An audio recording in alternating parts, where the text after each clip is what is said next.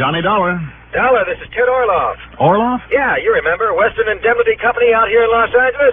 Oh, of course, Ted. How are you? Fine, just fine. Gee, it's been a long time. I know. Now, tell me, are you free to come out here? Come out here right away? I don't know why not. What seems to be the trouble? One of our clients owns a small bottling plant. Yeah? Name is Garrison. Barney Garrison. Go ahead. Called me and told me that somebody's pulled an embezzlement on him, taking nearly $170,000 from his till. Uh-oh. 170 grand, yeah. Well, can you make it? Can you come out here? I'll pick up a plane schedule and call you back, okay? Fine. Okay.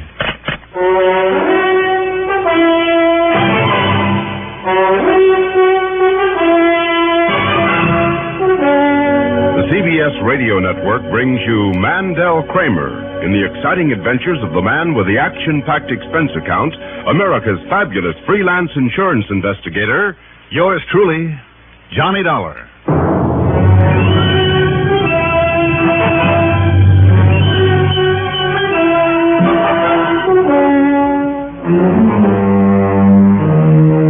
Expense account submitted by Special Investigator Johnny Dollar to Western Indemnity Company, Home Office, Los Angeles, California. Following is an account of expenses incurred during my investigation of the Shadow of a Doubt matter.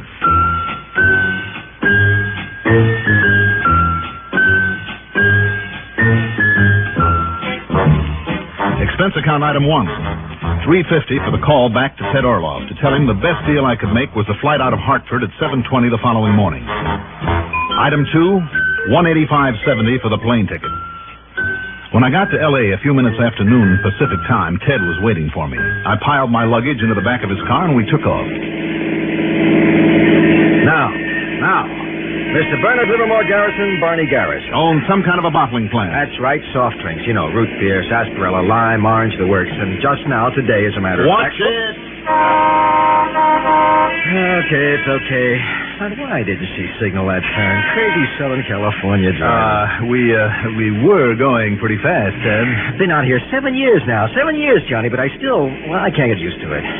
These natives all drive around like an accident, just going somewhere to happen. Yes, they do. But like I started to say... Yeah, Ted. Somehow, somewhere, Barney Garrison raised himself a lot of money. And he set up this plant. Who is Ralph Betterly? He's vice president, and yikes. Crazy California.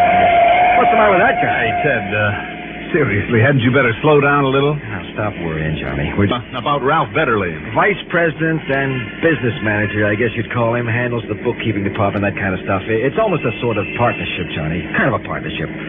So why those two would ever get together, I'll never know.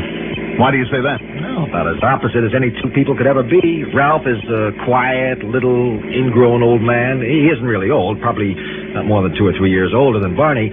But he looks and acts it. Quiet, meek, responsible citizen. Mm-hmm. He and his wife have a nice little home on Pandora Avenue in Westwood. And Barney Garrison?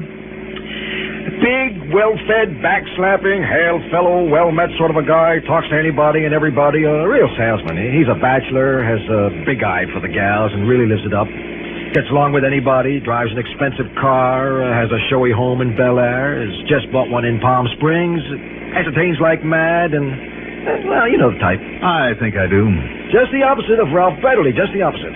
Well, opposites always attract, they say. Yeah, I guess they... Hey, what's the matter with you? You crazy or something? Didn't you see that stop sign? Jerk. You'd think he was the only one on the road. That was a little close, Ted. Oh, some of the crooks behind the wheel have absolutely no consideration for anyone else. As I was saying... Yes, let's get back to the embezzlement. Well, Barney called me yesterday, just before I called you.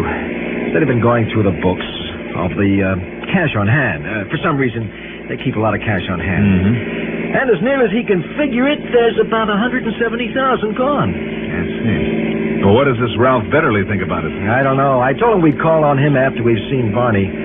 So after you've talked to Barney, we'll come back here. Come back from where? Palm Springs. That's where Barney called me from, where he's waiting for us. Oh, I see. Hey, watch the stoplight ahead, will you? Huh? Oh. No, instead of driving on down there, we'll cut over to Lockheed Airport in Burbank and take a plane. Take his plane. His plane? That's right. His own personal private plane. Well, isn't it just about as fast to drive down there? Yeah, sure it is, but this is the way he wants it. Okay.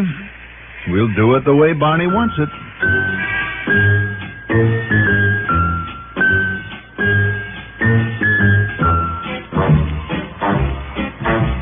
Once at the airport, we hopped aboard Garrison's twin-engine Beach.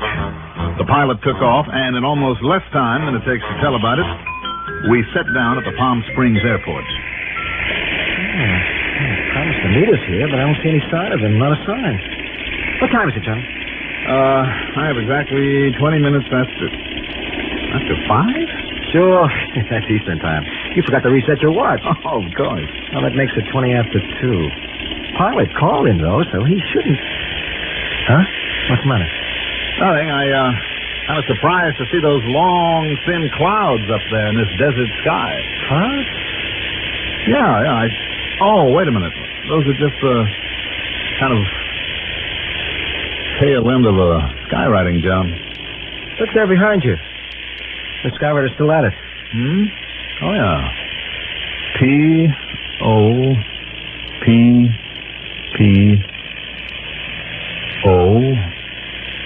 Papo? When he's finished, that'll spell Papola. What? Well, that's a fine way to decorate an otherwise clean, clear blue sky. Don't knock it. Why not? That's Garrison's brand new product.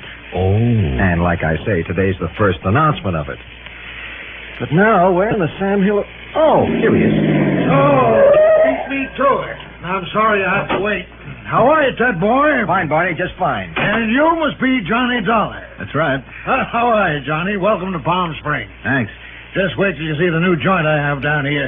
Now, listen, Ted, I'm afraid you brought him down for nothing. Why do you say that, Barney? Well, I used the old noodle. I did some thinking about who might have embezzled the 170 G's, and the more I thought, the more sure I got about who did it. Who? And I'm willing to bet that if you face up to him and tell him that I'm on to him, he'll break right down and admit it. Who, Barney? That so-called partner of mine, Ralph Betterly.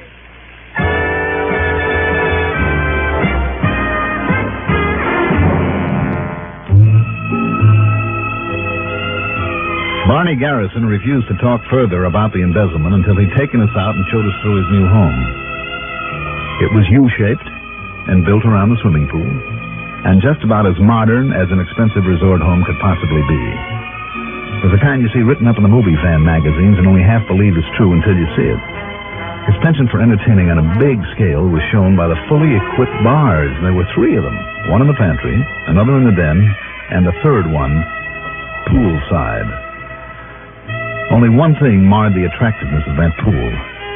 A huge, gaudy, garish neon sign at one end with the words, "Now is the time to," and below it was an electric clock a couple of feet in diameter with the words, "Drink Papola" on the dial, where the numbers should have been. You get it, Johnny? Now is the time to... And when you look at the clock, well, sure, you can tell the time all right, but what you're really reading is, now is the time to drink Papola. Yeah, I see. Yeah, sure. I want to get photographers out of here, take shots of the place for all the picture magazines. You know, publicity. So the word Papola's got to show up somewhere, and if they take a picture of me here at the pool, they can't miss it. I see what you mean. Well, just to make sure. Yeah, now, look here. Look at these snapshots I took this morning out here myself. Yeah, I used one of those 10-second cameras and rigged a long cable release so as I could get into the pictures, too. See here? Yeah, I see. Now, about this embezzlement... Yeah, and see this one? It shows me, shows the clock, shows it was 10:05 a.m., and you see up there in the background, up in the sky? Oh, yeah, that's Skywriter we saw, Johnny. Yeah. Today's the first day for that skywriting bit. So I understand. You know, just to announce Papola. Yes, I know. Now, Barney... But now, why don't you guys slip into some trunks and let me get some pictures of you out here by the pool? Well, why don't we get down to business instead? You said you think your partner, Ralph Betterly, took the money? Oh, yeah. Why do you think that, Barney? Well, it's an awful thing to say, Johnny, after working together on this bottling business, but... Well, there comes a time when a guy's got to face the facts. Well, suppose you give me some of the facts. Well, To begin with, Ralph isn't a full partner with me. The deal we have only cuts him in for about a quarter of the profits. I see. And they've been pretty low, Johnny, on account of the startup costs on Popola. Like I said, the Skywriting's only started today, and all the rest of the advertising and promotion. Mighty expensive, too. I'm sure it is. Anyhow, with all the money that he's had to spend on hospital, his wife, did you know that she died a couple of days ago, Ted? No, I didn't, Barney. Yeah, too bad. Anyway, he's been having a real tough time with it. And, you think that he would steal from his own company? He's been pretty desperate. But, Johnny, the real point is, well, I hate to say this, but he's the only one who could. Why is that? 2 reasons. Don't you have a lot of employees there at your plant? Sure, Johnny, quite a few, but outside of me, Ralph is the only one who has the combination of the safe we keep all the cash in. The only one, Johnny. And if that don't put the finger on him, I don't know what does. I think you said 2 reasons. Yeah, number 2, Ralph is the only other one who has any idea how much there was in there. Do you mind telling me why you kept that much cash on hand? Oh, so maybe it did seem like a lot, but it takes a lot to run a business, any kind of business. $170,000? Sure. But don't you see, I got to have cash to pay off the Mexican boys who, well, that is, Yes, Barney? Okay, you're not the cops or the pure food and drug fellows or anything, so you're only a private detective, so I'm going to level with you. Go on. Some of the stuff for the Popola mix, a secret ingredient. Well, you know what I mean. Go on. Okay, so maybe it doesn't cross the border exactly legal, you know? Ted, did you know about this? I certainly didn't. Now, wait a minute. There's nothing poison or narcotic about it, anything like that. It's only that if those wetbacks are willing to bring it in for me, well, that's why I've got to keep a lot of cash on hand, okay? Is it? What's okay about running a business like that? Hey, now, wait a minute, buddy. Ted, didn't you know what kind of an outfit you were selling indemnity insurance to? I guess I didn't. Now, don't get up on any pulpit, Johnny. Garrison, have you told the police about the embezzlement? Why should I? You bet you haven't, because you know you'd have an investigation on your hands that would put you out of business so fast you wouldn't know what hit you. Oh, yeah?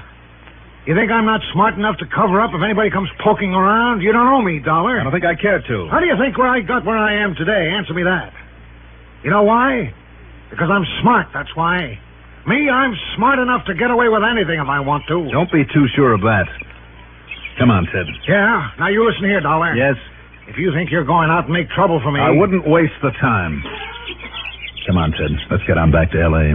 Yes, Johnny, and believe me, I'll cancel out every policy we have on him. Sure, go ahead. But you're still going to have to either recover the money or pay me off on this embezzlement. I'm afraid he's right, Johnny. Well, I'm not. And remember what I said. You tell Ralph Betterly I'm wise to him, and I'm betting he'll break down and confess. If he hasn't got conscience all of a sudden and blown his brains out. But you just get me that money.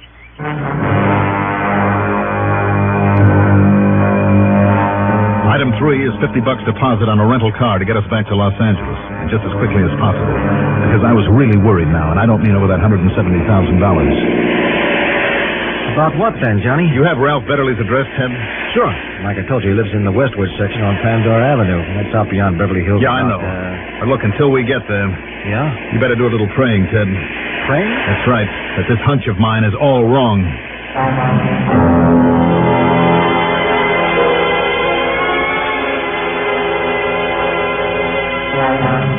But all the prayers in the world wouldn't have helped.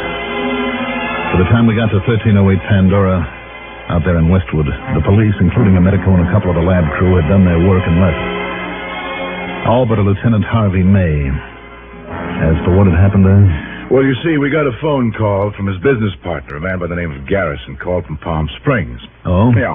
Said he'd been trying to raise Betterly on the phone, that he was worried about him. So one of the boys in a prowl car drove over, got no answer to the doorbell, but the front door wasn't locked. So we barged in, found Betterly dead, a bullet in his head. I come on over with the doc and the lamp crew. I see. What do they figure it, Lieutenant?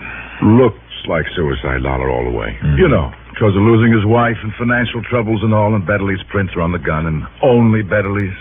Suicide, huh? Well, maybe. Why do you say that?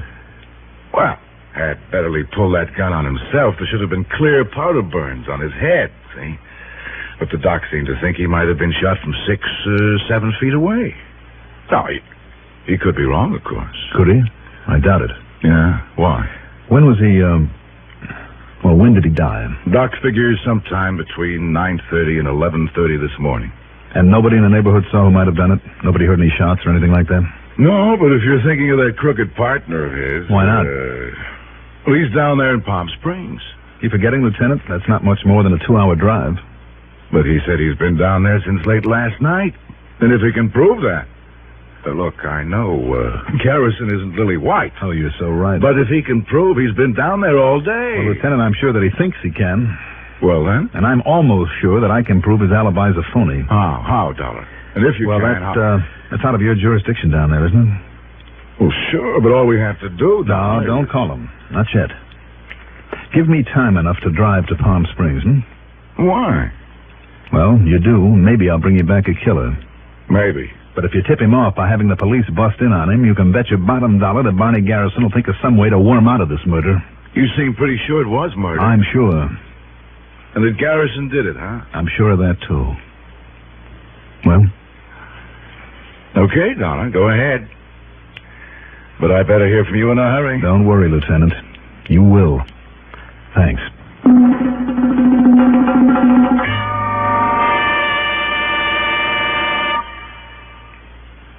Can a girl from a small mining town find happiness with a civil service jazz musician from a big city? This problem may never be solved by Betty Furness on the CBS radio network's Dimensions of a Woman's World. But her tips on home improvement, cosmetics, teenagers, anything of interest to women could help you find a few answers that you've been looking for. Dimension of a Woman's World is heard 3 times every weekday, with Betty Furness as hostess with the mostess. Information for and about today's woman. And you'll hear Dimension of a Woman's World only on weekdays and only on CBS Radio.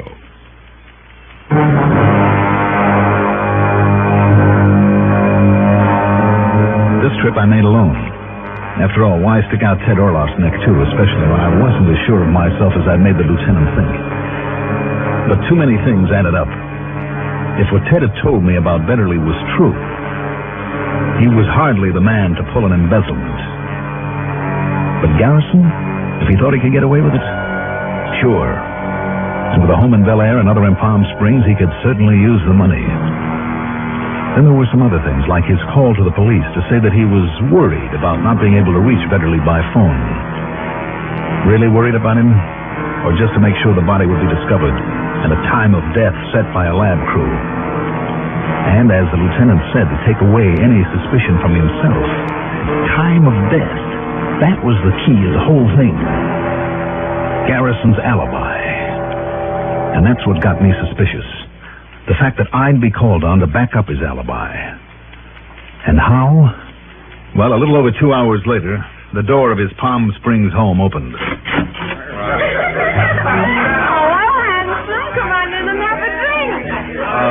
Well, not right now. Come on in, Dollar. Join the party. A little housewarming I'm throwing. Hello, Barney. I thought you went away mad this afternoon. A little noisy in here, isn't it? I decided I'd better come back. Yeah, attaboy. Incidentally... Yeah? I tried to call old Ralph after you left, but I got no answer. Oh, well, why call him, Barney? Well, like I said to you, if his conscience ever caught up with him... Yes, I know. You tried to plant the suicide idea with me pretty solidly this afternoon. Huh? Now, why do you say plant that way? Look, where can we talk quietly for a few minutes? Oh, Barney, you're not leaving me all alone, are you? Well, just for a little while, sugar. Oh. You know, just a little business. Come on, Dollar.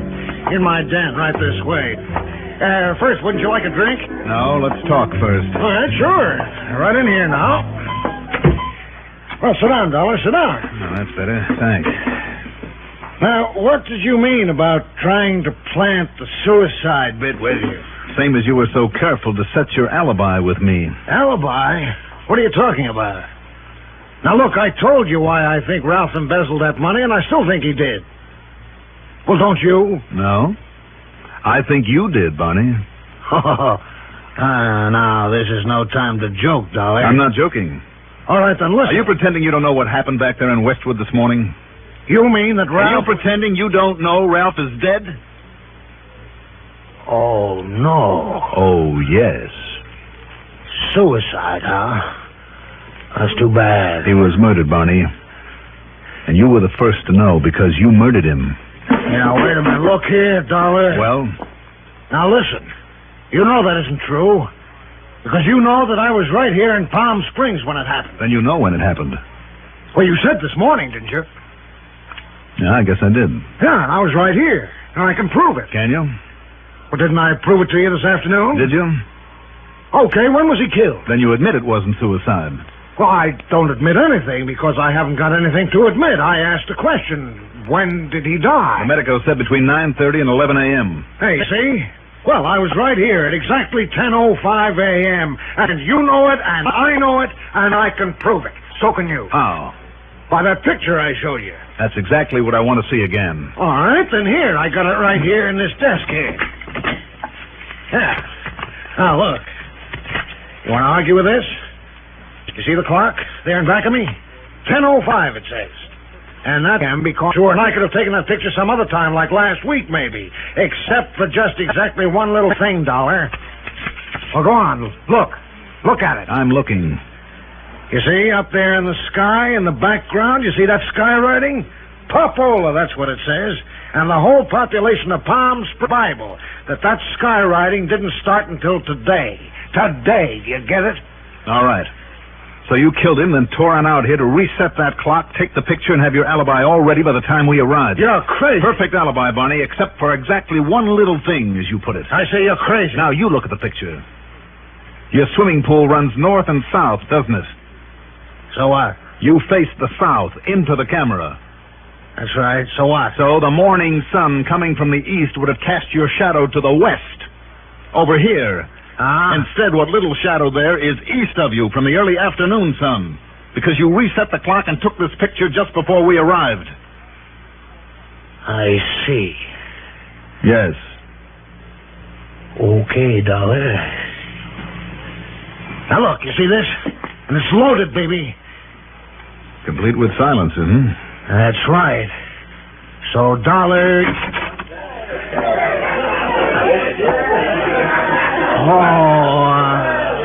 Hiya, Sergeant. Well, looks like Lieutenant May of the West Los Angeles Department was right, huh? Now, look, just let me explain this, huh? Why bother, Barney? Just give the sergeant the gun.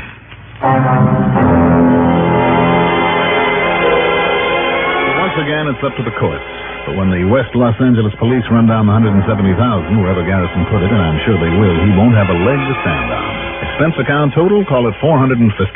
Yours truly, Johnny Dollar.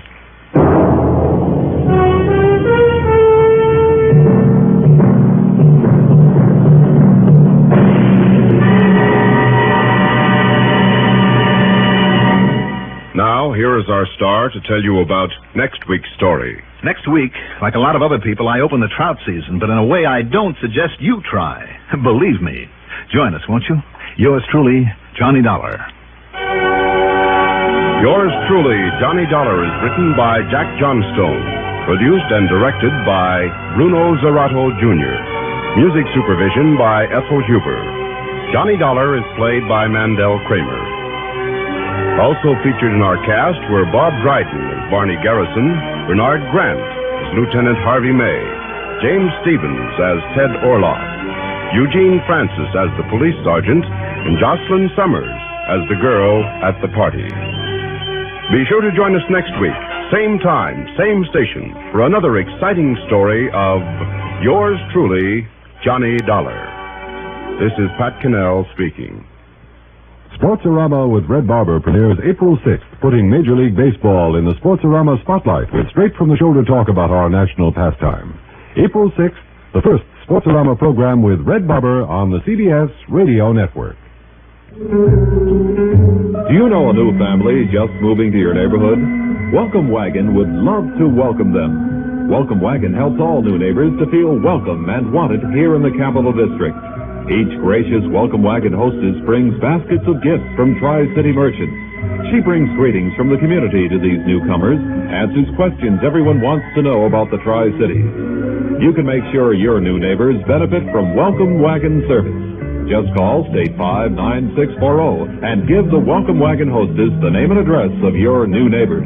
She'll call on them and present them with a basket of gifts from civic-minded businessmen. You'll be helping your neighbor and your Welcome Wagon hostess who carries on this valuable community service. In the Albany, Troy, Schenectady metropolitan area, call State 59640. That's State 59640 for Welcome Wagon.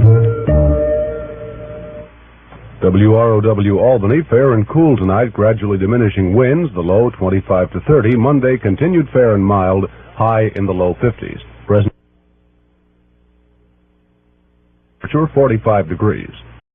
From Hollywood, it's time now for Johnny Dollar. This is Dr. Kane, Police Emergency Hospital. You left word for me to call you, Mr. Dollar? Yes, sir. I'm with Sergeant Mapes. Has there been any change in Miss Tierney's condition? No, sir. No, none. Do you think she'll make it, Doctor? It's hard to say right now. Sometimes they rally, sometimes not at all. Doctor, it's very important that we see her. I don't know whether it'll do any good, Mr. Dollar. We want to question her. Yes, I know. Why don't you and Sergeant Mapes come on over to the hospital? All right, sir. We'll be right there.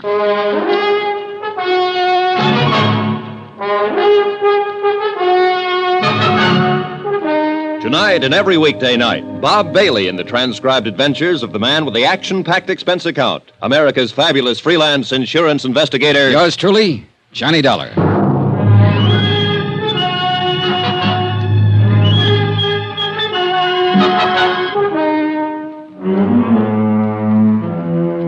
Expense account submitted by Special Investigator Johnny Dollar to Four State Insurance Company, Wilmington, Delaware.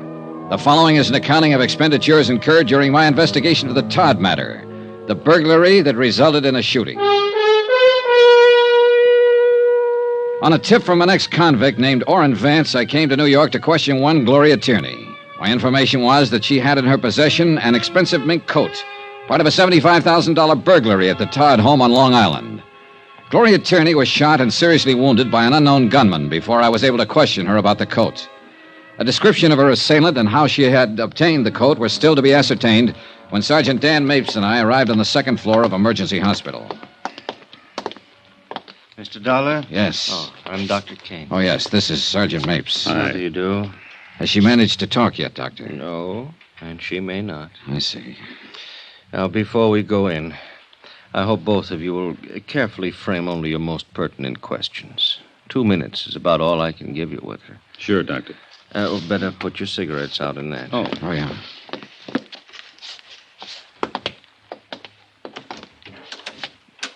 Ego facultate mihi ab apostolia sede tributa indulgentiam plenarium et remissionem omnium peccatorem tibi concedo. Father Deering wanted in his nomine word. Patris et Filii et Spiritus Sancti. Amen. All right, Father? Yes. Is she conscious? Just a minute. Yes? She can hear you, I'm sure. You want to go ahead? I suppose so. Has to be official. Are you Gloria Tierney? Is Gloria Tierney your name? Yes. Do you understand that you're seriously hurt? Do you understand that? Yes. Can you tell us how you came about these injuries, Miss Tierney? Miss Tierney. Bill. Bill. Bill shot you? Yes. Well, what is Bill's full name? Where can we find him? Bill. Where can we find him? Who is he? Doctor? Watch out. Nurse, hand me the hypo. Quick!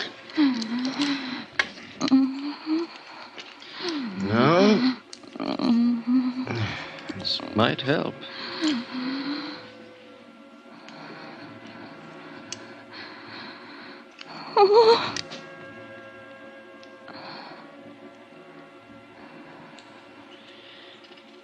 Sorry, fellows. Nothing more I could do.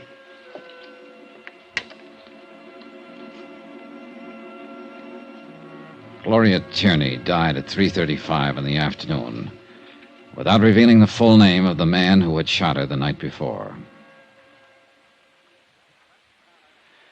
Expense account item 7, $6. Drinks. Myself and Sergeant Mapes. Well, we're sure of two things.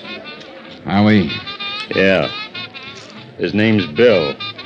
And this is the worst whiskey I ever tasted. There ought to be a law. I think there is, Sergeant.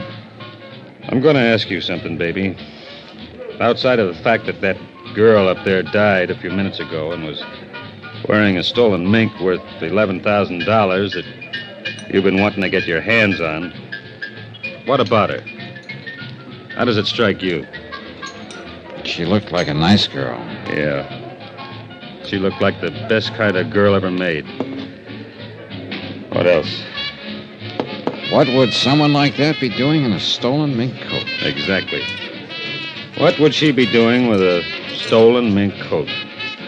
Outside of having herself a time with a guy named Bill who gave it to her. You call that having herself a time? I'd like to get drunk. Every bum in town's named Bill.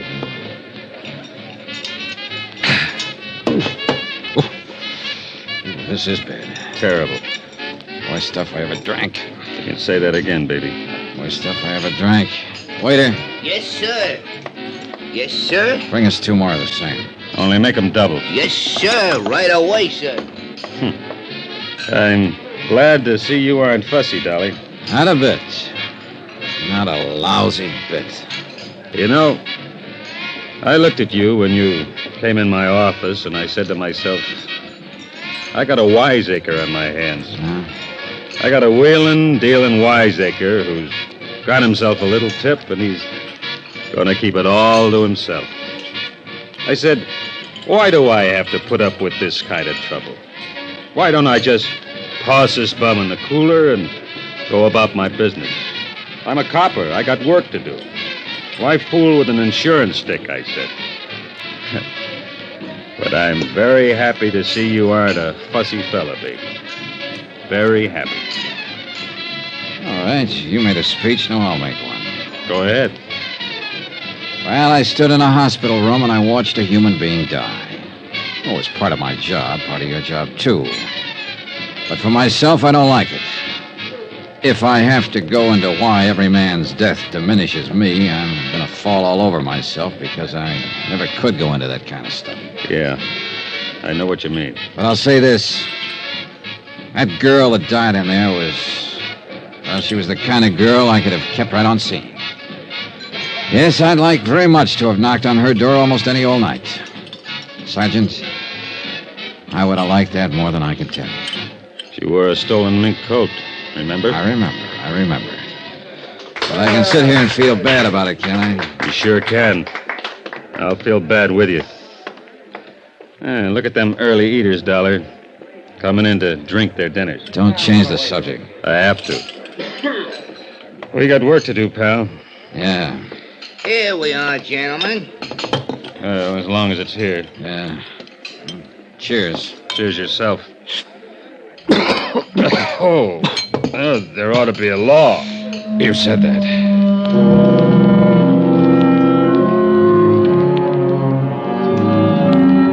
I remained with Sergeant Mapes the rest of the day as he continued his investigation of the death of Gloria Tierney and the Todd burglary. The apartment where she'd lived finally yielded some information. Here it is. Letters from a Robert J. Tierney in Riverside, California. Looks like her father, maybe. Yeah. I'll have the business office down at headquarters notify him. Hey, what's this? Huh? Picture. Oh, nice-looking guy. Yeah. Love Bill. He loved her, all right. Anybody identified this yet? That Mrs. Stromberg's supposed to be here right now. What time you got? 1:30. She said she'd be here at 6. Hey, Sergeant, did you get anything on the bullets? Well, they didn't check with anything in our lab. Ballistic says it was an Army Colt, old model. Pretty good for killing. And what gun isn't? Yeah, you're right. Hello? Oh, hello, Mrs. Stromberg. We've been waiting for you. Come in. Hello? Hello, Mr. Dollar. Hi. Do I have to answer any more questions? Oh, a couple if you don't mind. I'm just all worn out. I can't get over this terrible thing happening to Gloria. Did you ever find out about her family? We're going to contact them right now. Seems they live in Riverside, California. Yes. Yes, I believe that's what she said. I want to ask you one question, Mrs. Stromberg. Take a look at this picture. Yes. Do you know him? Oh, yes, that's Bill. The man Gloria Tierney's been going out with these last few months? Yes. The man who drives the black Cadillac? Yes, the Cadillac. Oh, I wish I could tell you his full name. Did he do this terrible thing? It looks like it, Mrs. Stromberg. Oh, dear. Have you arrested him yet? We haven't found him yet. Well, I hope you do. I hope you clear this up. I left word for the office to get me here. What about her things? Hello. Her family will probably take charge as soon as they're contacted. Oh, that poor girl. That poor girl. So alone now. Yeah. Mrs. Stromberg, did Gloria Tierney ever mention to you that she'd been married? Married? Gloria? Yeah. Why, no, she never mentioned it. Was she? Married in the state of New York in 1951. Divorced in 1953. Routine check of vital statistics. What was her husband's name? Bill. Bill Powers.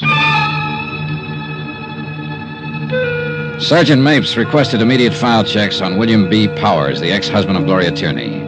From it, he learned he had no criminal record in the state of New York. His home address was up in Westchester County, one of the suburbs of the big city.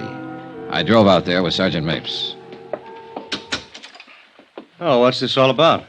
Do you know a woman named Gloria Tierney, Mr. Powers? Well, sure. We were married once. Why? She was shot to death last night, Mr. Powers. Gloria? Yeah. Are you sure? We're sure. Shot? What happened? How could a thing like that happen? That's what we're trying to find out, Mr. Powers. Can't believe it. Gloria dead. Have you seen her lately? What? Have you? What? Yes. I saw her last week. We had a drink together. Are you sure it's Gloria?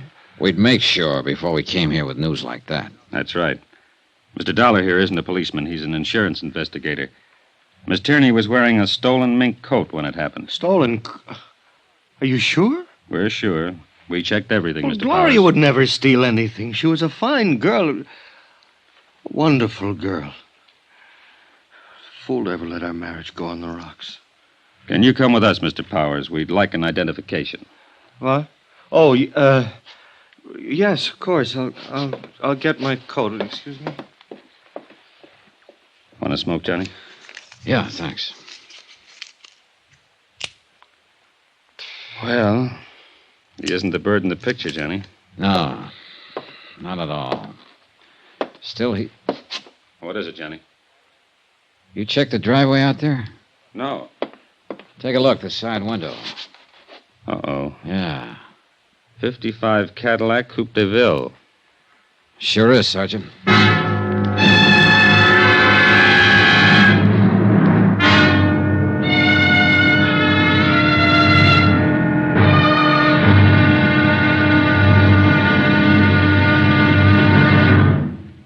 There'll be another intriguing episode in our story of the Todd matter tomorrow. Tomorrow? Well, you find one killer and you find them all. And then you have to start all over again. Join us, won't you? Yours truly, Johnny Dollar.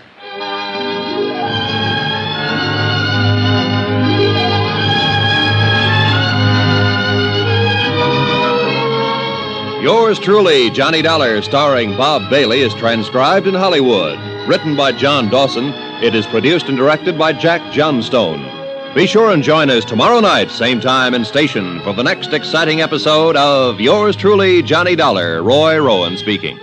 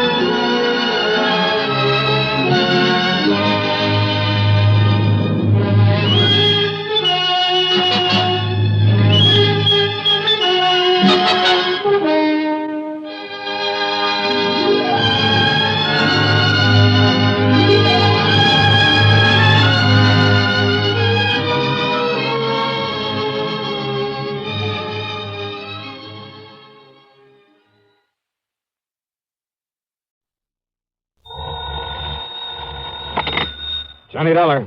John, this is Harry Branson at Philadelphia Mutual Liability and Casualty Insurance Company. Well, it's about time, Harry. How come I haven't heard from you lately? Fortunately, we've had no problems recently. That is, nothing requiring investigation. Until now, huh? Oh, well, yes. So what's the trouble? Arson, mayhem, murder? John, it may be all of them, unless you're able to put a stop to what's going on. Sounds interesting. Who's involved in all this? And don't tell me you've been selling insurance to some gangster. Well, as a matter of fact, he is. What? An ex-gangster. At least he was known to have been mixed up with gangsters for several years. Who? Bertie Larson. Larson, huh? Well, at least the name sounds appropriate. So tell me what he's... Wait a minute. Yes, John? Isn't Bertie Larson the punk they've had before that Special Investigating Committee? Yes. The Committee on Narcotics and Gambling, the one that has the hearings on television now and then? That's the one. Well, then, Harry, if you want my advice, you'll cancel his policy, pay him off with interest, and forget him. I'm afraid that's impossible. What's more, since those hearings began, we've increased the face value of some of his policies. You have what? Yes. But now, in view of the threats he's been receiving, threats on his life, his home, his family, well, John... Baby, you're in trouble. John, do you think you can help us? And get my head blown off by some gunsel? Harry, this kind of stuff I shouldn't touch with a 10-foot pole. But don't you see... In spite of the big fee your company will have to pay me, in addition to my expense John, account. just a minute. At least it'll guarantee me a decent funeral. A funeral? But if that's the way you want it, as long as you're willing to pay through the nose for my services. But, John, I didn't say... John, that is... listen to me, John. Okay, keep your shirt on, Harry. I'll run on down there and see you.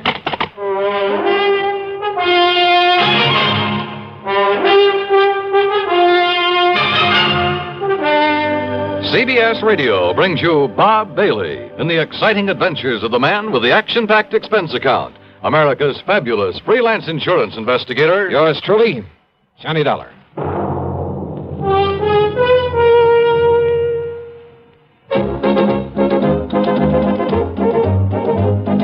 Winston tastes good like a cigarette should. Winston tastes good like a cigarette should. Winston gives you real flavor, full, rich tobacco flavor. Winston's easy drawing too. The flavor comes right through to you. Winston tastes good like a cigarette should. A modern filter? Sure, Winston has it. But that's only the beginning of a Winston. Up front, up where it really counts, Winston packs exclusive filter blend. Light, flavorful tobaccos, specially selected and specially processed for filter smoking. Filter blend. That's why it's fun to smoke Winston, America's best-selling filter cigarette. Winston tastes good like a cigarette should. And now, Act One of yours truly, Johnny Dollar.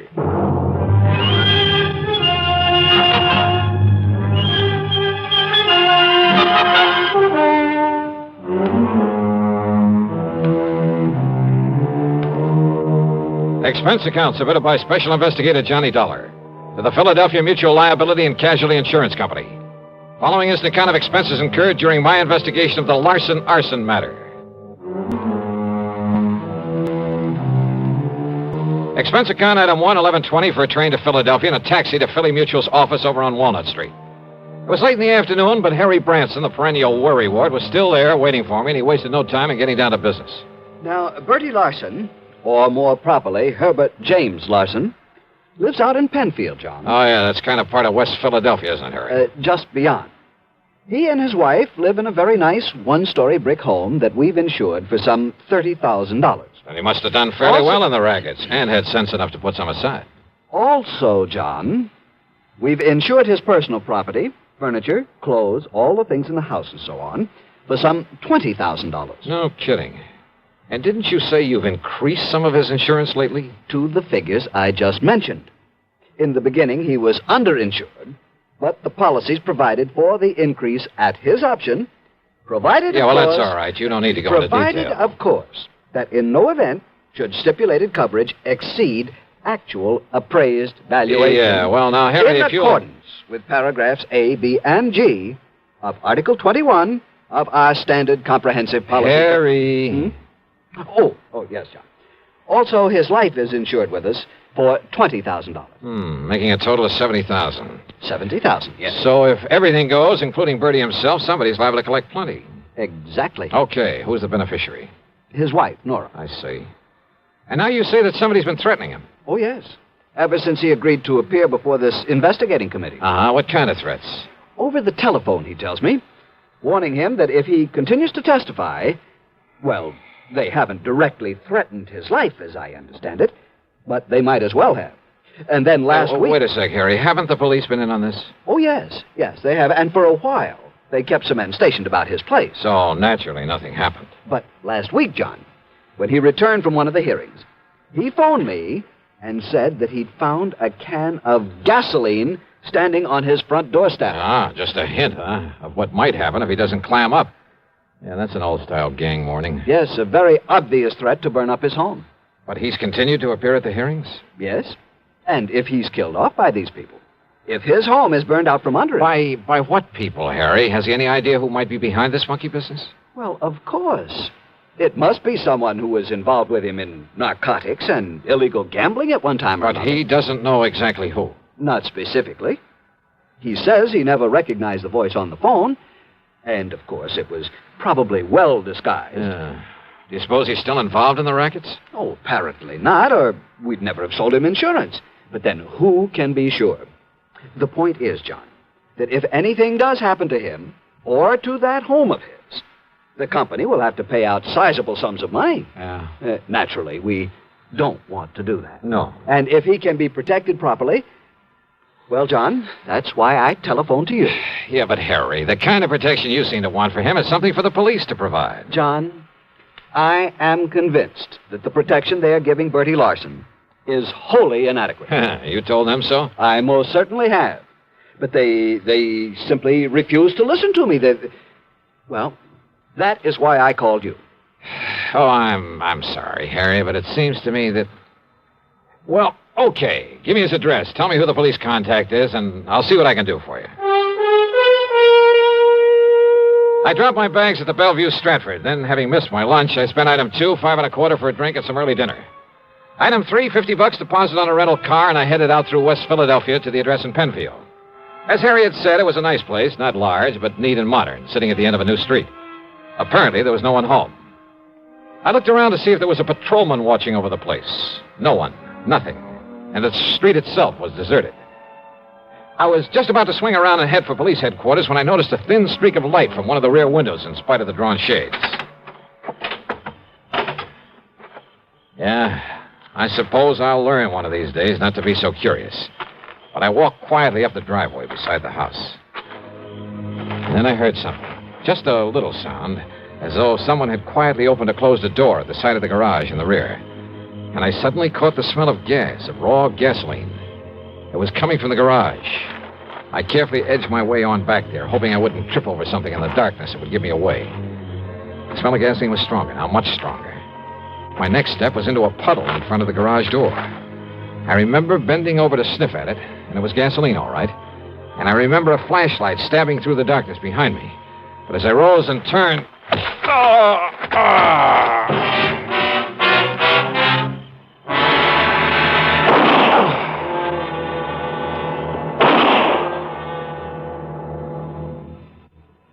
Act 2 of yours truly, Johnny Dollar, in a moment.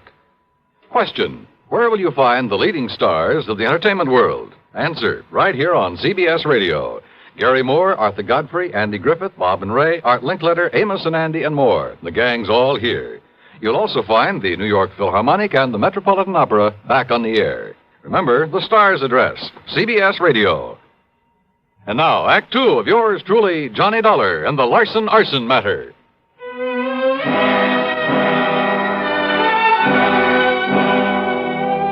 I came to in a hospital room, and I had company.